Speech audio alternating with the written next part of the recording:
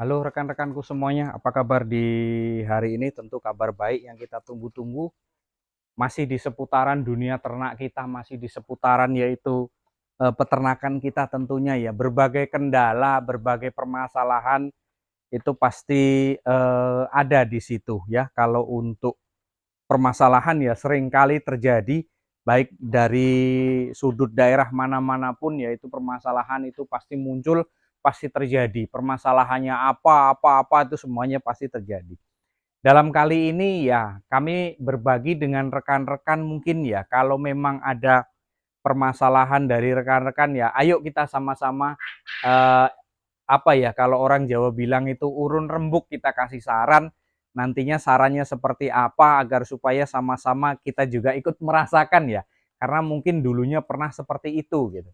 Nah, kalau untuk rekan-rekanku mungkin ada sedikit banyaknya eh, yang akan disampaikan, sampaikan saja, jangan terlalu malu-malu ya untuk menyampaikan pendapat, untuk menyampaikan pengalaman, karena ya di channel ini kan kita gimana ya, kita saling berbagi saja apa yang kita alami, apa yang rekan-rekan alami, ya jangan malu-malu kalau memang ada kawan-kawan kita yang istilahnya itu mengalami permasalahan, ya kita sama-sama kita tolongi, kita carikan solusinya. Jangan beranggapan kalau saya yang paling pinter, saya yang paling ngerti, saya yang paling biangnya mencarikan masalah, mencarikan solusi, yaitu tidak ya. Tidak, karena kan kendala di suatu daerah itu kan tetap lain-lain ya. Kalau kami ini kan menyarankan hanya sebatas pengalaman saya gitu. Kalau memang pengalaman saya di situ belum pernah mengalami, ya mungkin saya tanyakan dengan rekan-rekan yang ada di Jambi yang pernah mengalami. Tetapi ya balik-balik lagi ke situ tadi. Karena apa? Karena ya pengalaman beda-beda. Lain kandang, lain persoalan, lain menggunakan pakan merek, lain lagi kita permasalahannya di situ gitu. Lain kendala gitu loh.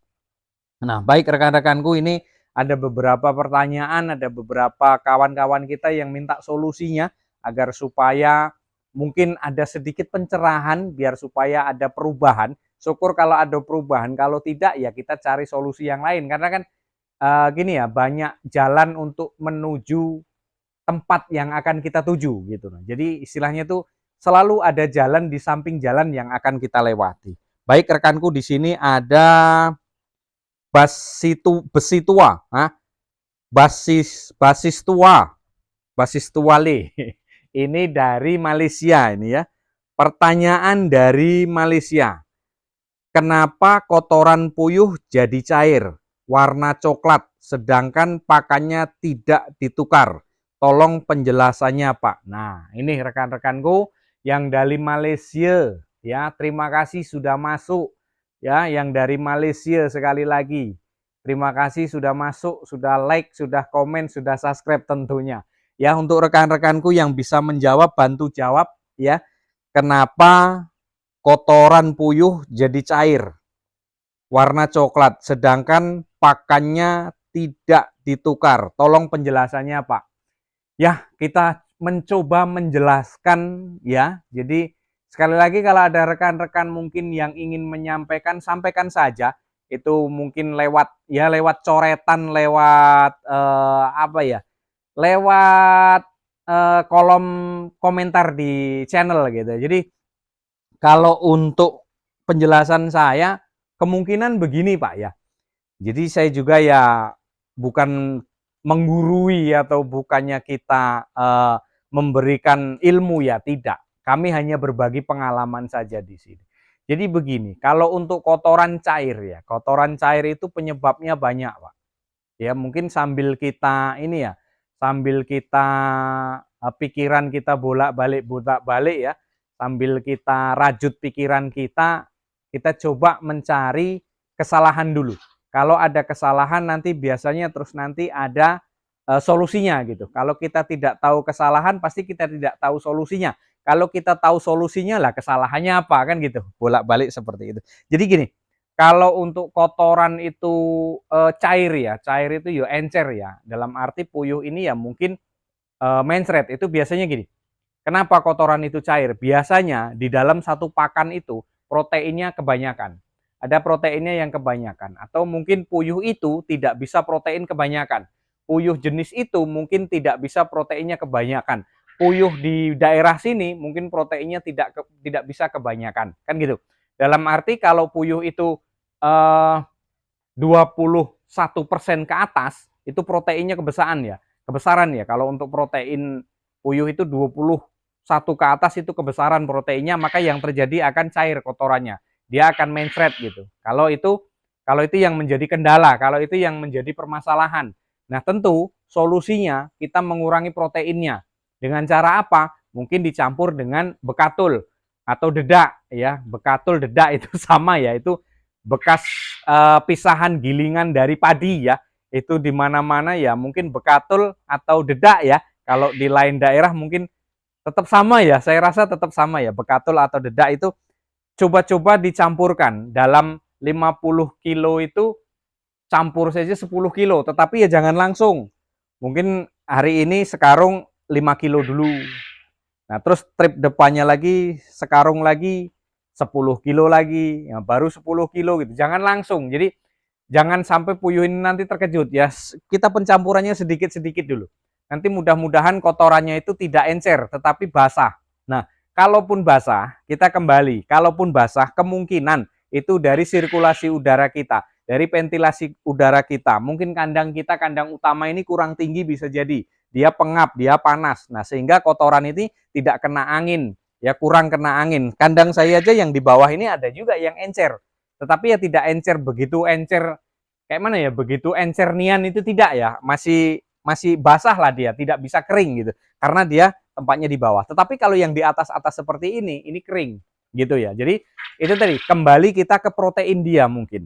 Protein dia berkemungkinan itu kebanyakan. Karena apa? Puyuh ini saya perhatikan proteinnya besar, kebesaran protein, dia akan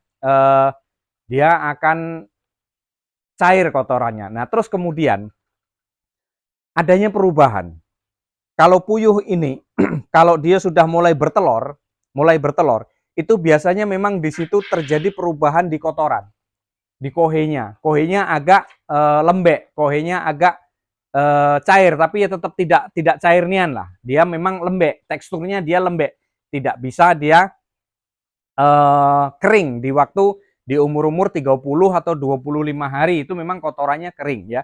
Tetapi kalau dia sudah mulai belajar bertelur, itu biasanya memang tekstur kotorannya itu terlalu lembek ya. Jadi itu biasanya mungkin kita kembali ke ventilasi udaranya lagi, ke sirkulasi udaranya lagi ya.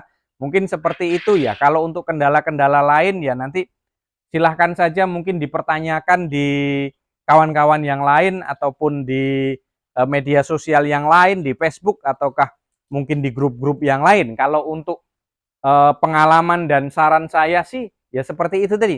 Coba kita kalau yang namanya proteinnya ketinggian ya kita pencampuran lagi dengan menggunakan bekatul atau dedak itu tadi, agar supaya agak sedikit menurunkan protein ya. Karena kalau yang saya rasakan itu kalau proteinnya terlalu tinggi memang puyuh ini ada kohenya itu terlalu encer gitu. Jadi terus kemudian yang kedua itu kalau memang puyuh itu baru belajar bertelur, memang ya seperti itu. Nah, tetapi di tempat saya ini ya alhamdulillah kalau yang kena angin dari luar itu kohenya kering. Tetapi yang di bawah ini memang agak lembab. Nah, itu kalau saya pribadi menyimpulkan, entah salah entah benar, itu mungkin berpengaruh dari sirkulasi udara. Kalau sirkulasi udara keluar masuknya bebas, berkemungkinan yang atas ini biasanya banyak yang kering ya kotorannya dibandingkan dengan yang bawah. Yang bawah mungkin ya agak lembab lah, tidak kering seperti yang di atas. Biasanya seperti itu. Nah, rekan-rekanku semuanya yang ada di seluruh Nusantara, siapa yang pernah mengalami seperti itu, terus solusinya seperti apa ya silahkan saja, sampaikan saja. Rekan kita yang dari Malaysia mungkin menunggu untuk adanya perubahan ya. Seperti itu dulu kawan-kawanku, kalau saran saya ya seperti itu, coba-coba saja kita ada pencampuran dedak dulu biar supaya agak jangan terlalu encer bener ya, encernian ya. Jadi ada pencampuran dedak dulu, tapi pencampurannya jangan sekali langsung ya. Mungkin dalam 10 kilo tuh untuk satu karung itu masih berani ya, biasanya seperti itu. Tetapi pencampurannya jangan langsung. bertahap dulu, step by step dulu, pelan-pelan dulu, pelan-pelan dulu, pelan-pelan dulu, agar supaya puyuhnya pun tidak terkejut dengan kekurangan protein itu tadi, pengurangan protein itu tadi. Nah, jadi seperti itu rekan-rekanku, ya terima kasih sekali yang sudah mampir di channel, yang sudah nyimak, yang sudah subscribe, yang sudah like, yang sudah komen, terima kasih sekali. Mudah-mudahan bermanfaat apa yang kami sampaikan, bukan berarti kami yang paling bisa, yang paling pinter. Di sini ya hanya berbagi saja pengalaman saya seperti itu. Kurang lebih mohon maaf. Wassalamualaikum warahmatullahi wabarakatuh.